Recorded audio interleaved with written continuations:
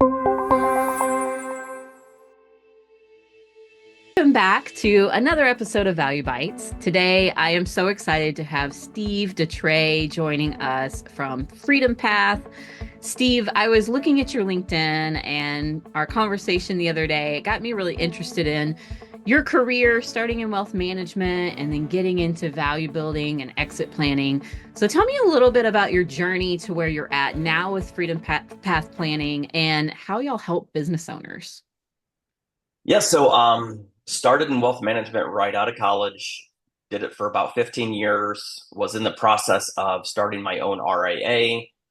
There's a whole bunch of compliance that goes along with that. Was actually, funny story, I was actually building the RIA for exit planning for financial advisors. Um, Long story short, the group we were with uh, basically said, hey, you've got two options. Either you give up the RIA idea, um, or you just start everything and kind of handle compliance on your own. And with everything else we had going on, I was like, okay, I was already wearing too many hats, as most business owners know.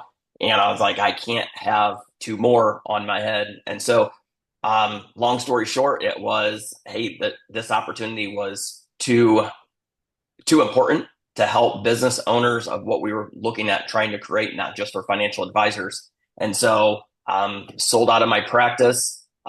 Funny story there. Won't go into it too much, but looking back on it, I left a stupid amount of money on the table. Kind of like most business owners, that was my first exit, and so looking back on it, I would have done quite a few things different. And but we switched over full time in 2019, and been helping business owners in the business exit planning space in the business valuation growth space, and really just doing everything we can to help small businesses. I love that. And there's nothing better to help you be a great guide and advocate for the businesses you work with than leaning into the mistakes you made or the pain you felt along the way of doing this yourself. So I'm sure that the owners you work with really like that you've been there, you have that experience, you know what it's like to run a business, and you can let them learn a little bit from your mistakes of how not to leave things on the table and really build as much value as possible. Yeah, absolutely. Usually you pay a coach. I always tell people this, you pay a coach not for the positive things they can do, but really to help you avoid the negative things, because usually those are the costly ones. Yes, yes, they are. So, shifting into a little bit more positive space, I know y'all focus a lot on helping owners with finding their freedom before they sell their business. So, changing that mindset and not just waiting for the triggering event, but how do you define what that freedom is that you're helping them get from their business before they actually sell? So that's a good question on freedom. And obviously that's even in our name, Freedom Path Planning. So a lot of business owners are very hardworking, very intelligent. They started their business really, it really boils down to two things. They wanted their own time freedom. They didn't want to have to answer to a boss, and they wanted money freedom, right? Because why would you take all the risk and put all the hours in for not having both? So our definition of freedom is really finding that true balance of the money freedom. And most of our business owners that we work with have achieved some level of money freedom, or they're good there. But the flip side is they don't have time freedom. They're working 10 hours a day, sometimes a lot more, sometimes 7 days a week. They're always on vacations. They're always on. They can't find that balance. So our definition is really about trying to find the balance of time freedom, money freedom, and giving them control of just that. There's burnout. There's all kinds of things that they've missed in their life, and trying to turn their business into an asset. So how do we get them to the point where they can actually work on their business and not in their business so much? I love that. And, I think we have this dangerous mindset that you hear a lot in the exit planning space where it's like, you're going to work really hard up until this point, and then you're going to have all of this time and, you're going to be free of the business, and having this approach of enjoying that freedom and starting to live that lifestyle and working into it before the transition. it's got to be better for one, just how the business runs and how it's going to transition, but also better for the owner that they're not doing this like sudden stop, right? It's like a car accident where you're like going, going, going. And then when you stop, that's when the injury happens, right? And I think Yes. a lot of times owners do that where they've put so much in and they never worked themselves out and slowed down and got to that point where they could enjoy their time before the sale. And then they're kind of stuck with this crisis of who they are and what they want to do. And that's one of the big things that I always really focus on is our process, like what is your end game, right? So what do you want to see happen at the end of your business life, I would say. So when you sell, when you exit, whatever that looks like for you. But even more is what happens after that. Because so many business owners, you ask them, what do you do? And they tell about pretty much their work, what they own, what they do in their work. And when that's gone, there's almost this, if you haven't done the, I guess, homework to figure out what that next phase is, you're right. It's like almost a car crash. It's like, oh my gosh, now I'm here. The business is done. You almost feel like it was a child. It almost feels like a piece of you is gone. It's missing. And and we've got so many resources, but there was a study done of business owners that 12 months later, so the ones that actually sold, and there's a whole nother stat on a lot of businesses will not sell, like over 80%. But the businesses that sold 12 months later, they went back and surveyed them and find out how happy they were in selling their business. 75% of them regretted selling, and only 5% of them were actually happy with the proceeds they made. So I wouldn't have been in that one. I was happy that I sold, but I was not in that 5% that was happy with what I got. So, but that's the thing. It's like most business owners don't actually plan for that next stage just because they're so focused. And we see this all the time, and it's industry agnostic. It really doesn't matter. You're so focused at just doing what you've been doing to get to wherever your level of success is right now. You had your head down, you spent the time, you spent the hours, you neglected family, you missed ball games and holidays. And so, but you're right. It's, hey, we're doing this for something in the future. We're going to have our time. We're going to have our freedom. And it's like a lot of business owners get to that end and go, I wasn't expecting this to happen. Yeah. And I love that y'all bring both sides of that into your vision planning of, we've talked a lot about the personal side of that, but what does your vision planning process look like and how do you kind of bring the business and the personal together? So that starts at the very beginning when we work with somebody. We want to know what their business goals are, but also what their personal goals are, because it is very intertwined, right? So we always start with what is their end game, right? And so at the end of that, what does that look like for the exit? 'Cause a lot of business owners just assume I'm going to sell my business. Okay, well, who are you going to sell to?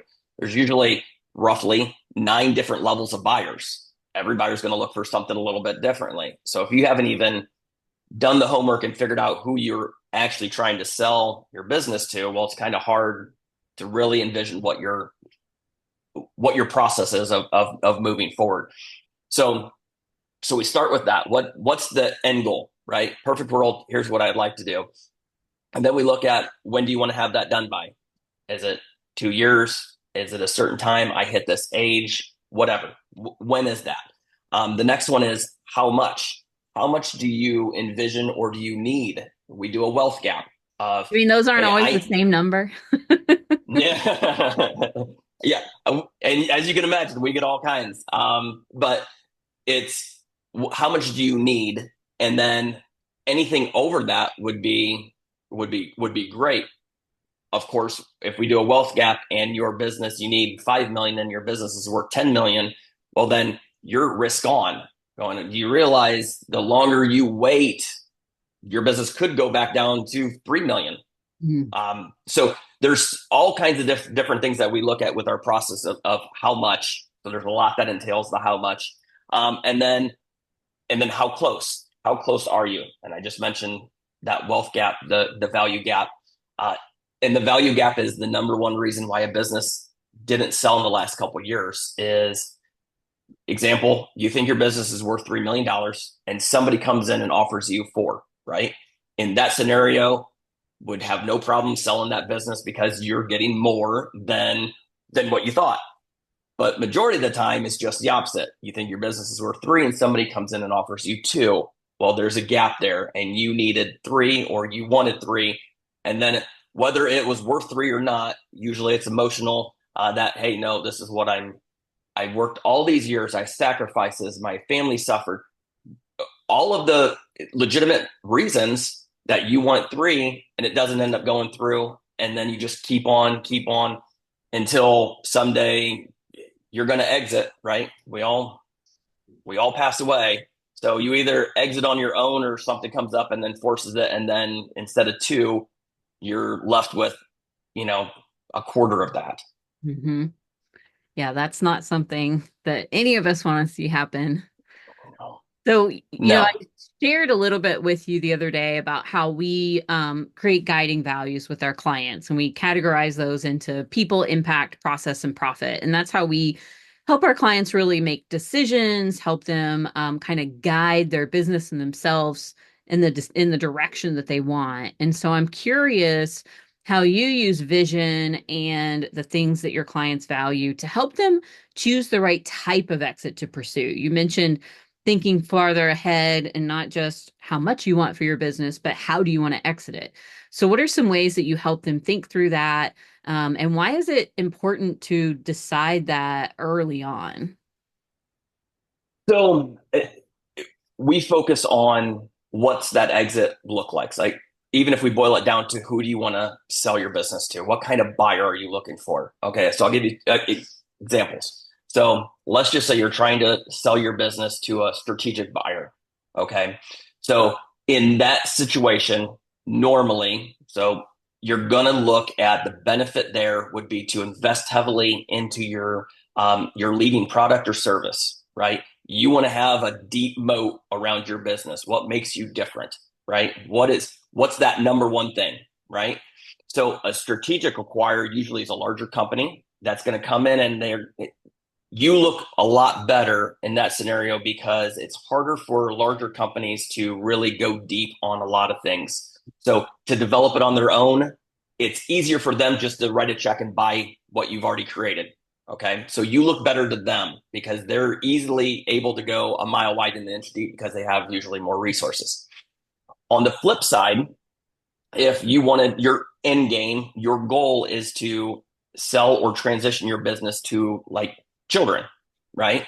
In that scenario, what the general coaching or the guidelines would be, or what you'd really want to try and set up for them, is to have multiple products that can have steady streams of cash flow that can weather storms, especially after the transition, because one product might not be doing as well as another product. But you're looking at more steady streams and more diversified. Okay, so two different buyers want two different things. So if you know what you are trying to do at the beginning, it's Stephen Covey, right? He put start with the end in mind. Okay, that's literally our process is coming up with what the end looks like for you, and then we reverse engineer everything on how to get there. Again, both of those is two different strategies, but they will make a huge impact on decision making on which way we need to invest in the company. Yeah. And I love when we get to work with a client who has a coach like you that has already taken them through that process so that we can help them make really smart decisions on their branding and their marketing plan that are going to align. And it's so important that they know that because like you said, if we're taking them really deep in one area, thinking maybe a strategic buyer, but actually what they want to do is transition to their employees or to their children, then we can really set them up to be in a bad place from a marketing perspective too. So I always appreciate that perspective from people like you. Yeah, that's one thing that we love about what you guys are doing is just that focusing on instead of just hey, you just need more revenue or more profit just for more revenue or more profit. Sometimes that just compounds the issues. And if you don't solve some of the foundational stuff, it's like, well, you just made the problem worse. So Yep. that, yeah, we are definitely on the same page there. Okay, so I know we don't have time for you to go super in detail, but can you give me the high level overview of what your process is? You've mentioned it a few times, but what does that process look like and how is it different for Freedom Path compared to other coaches or value advisors? Yeah, so kind of already hit on a lot of the process, but kind of what makes us different is we look at all of those different areas. We gotta make sure we're okay to be able to bring the ROI that we fully expect that the business owners need to be working with us. Can we reasonably make an impact for that business?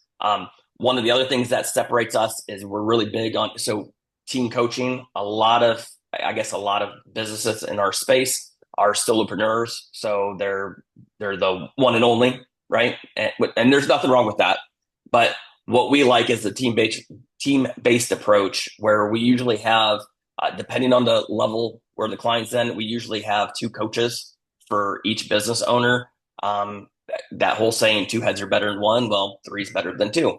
So we are really big on team based approach. One of the other things that we also look at is anything that even like marketing, like with you guys, it's like, hey, that's not our thing. We know a client needs that. We like to have a really big, deep, good relationship with partnerships and networks going, okay, we need to have them come in and run this. So I think that's what separates us a lot is you hear of family offices and stuff. That's kind of what we created in our own firm to really be able to help multiple areas of the business. Yeah, I really like how you've done that, but not let it dilute what you're really good at. I think sometimes as we grow in advisory or coaching roles, it's tempting to start getting into things that maybe we're not the best at, which is why I really value the relationship we're building because we don't need to be the coaches and looking at the business as a whole. We need to stay in our marketing lane and bring folks like you in to look at the business. So I appreciate you in that way as well. All right, as we're getting close to wrapping up here, it's towards the end of the year. This podcast is probably going to come out right around the end of the year. So, what's one thing that you wish every business owner would prioritize right now to make 2025 just an absolute standout year, both personally and professionally? I know that's a big ask. Yeah. So if I just had to boil it down to just a couple of things, I think the one of the biggest thing is kind of what we've talked about here, their vision, their values, what they want to see happen at the end of the day. It's not work that is done in vain. Like even if it's not perfect and it won't be perfect the first time you do it, spend some time working on your business, and that would be a good one because once you kind of figure out what the end is in mind for you, everything else is a lot of easier, almost black and white decisions going, okay, does this align with my goal or does it not? So I'd say spend that time, focus on what your end game is, what you want to see happen when you exit. And then the second thing is I just think that foundationally, 98% of business owners do not have a clue what their business is valued at. So they have no idea. And if you don't know, well, how do you make decisions? How does your advisory team, whether you have a wealth managers or CPA team, how does anybody know? So get an evaluation. I think it doesn't have to be a certified valuation. Those are usually overkill for what we're talking about here, but just get an evaluation. Have an idea of what your number is. So just those two things. Spend some time getting your end game and then get an evaluation done so you at least know which direction you're going. Yeah, that I love the valuation, especially because it's like a little gift to yourself, right? It doesn't take a lot of time off your plate. You can probably have your CPA gather everything that whoever's doing the valuation needs, and then you get this great piece of information that's going to help guide you and make those decisions and probably give you some really good goals to work for also. I love that. Yeah, and honestly, that's one of our foundational thing. We won't even work with a business until we've had a valuation done because we don't. How do you advise without knowing what that number is? Yeah, it'd be like going to the doctor and refusing lab work, right? Yeah, Like, how do they know how to yeah, diagnose you if you won't do the test? yeah. We're all gonna guess. All right, Steve. Well, I really appreciate your time today. I think there's some great nuggets in here. So, for owners that are considering taking that next step, figuring out what their business is worth and how they can increase that value and work towards an exit, what is the best way for them to get in touch with you? So you can easily find me on LinkedIn, and then you can definitely go to our website. It's just freedompathplanning.com. A lot of information on there. Contact us page, even next steps of just going through some even of our process. Awesome. Thanks again, Steve. I'm sure we will have you back soon. Thank you so much. Appreciate your time.